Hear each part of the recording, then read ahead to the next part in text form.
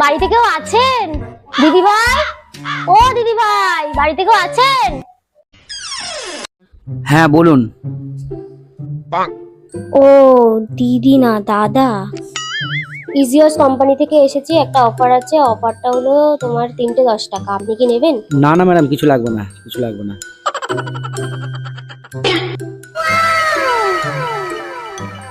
আরে দাদা নিন না, খুব ভালো। দরকার পড়লে আমি ডেমো দেখাতে পারি। Demo? No, no, no, no.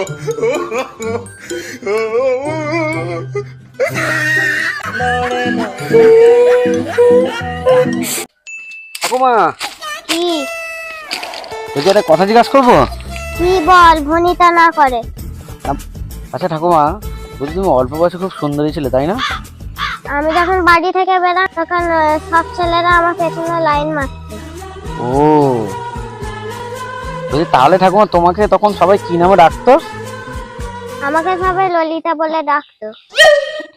ও তোর কোন কোন জায়গায় বান্ধবী ললিতা নীরব হয়ে হুম।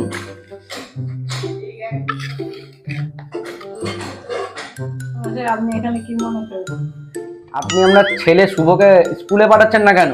না, ওকে আর পাঠাবো না। দুবেলা দুমুঠো খাবো, আর পড়াশোনার দরকার নাই। আপনার ছেলে তো পড়াশোনাতে ভালো, পড়াশোনা করলে চাকরি বাকরি করলে বড় গাড়ি ফাড়ি চড়বে। তা আপনি কোন গাড়ি চলে এসেছে? ভালো কথা মানুষকে বলতেন, আমার কি যা পরে করুক, কিছু বলার নেই।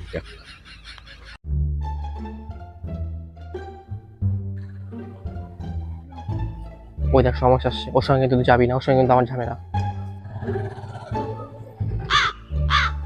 আরে তোতন, রেস্টুরেন্টে যাচ্ছি, চল। আমি যাবো না। আরে চল, বিরিয়ানি খাওয়াবো। আরে আমার খরচা, চল। ভাই আমি আসছি, সন্ধ্যাবেলা দেখা করবো। No, no, no, no.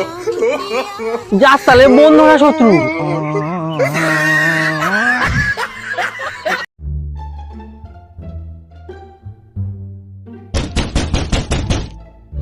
বাড়িতে কেউ আছেন? স্যার বলছিলাম, আমি রিয়েল কোম্পানি থেকে এসেছিলাম, খুব ভালো একটা শ্যাম্পুর প্রোডাক্ট। এটা দিয়ে আপনার চুল খুব সিল্কি হবে, খুব সুন্দর প্রোডাক্ট। এটা আপনি ইউজ করে দেখতে পারেন, চুলও খুব ভালো থাকবে।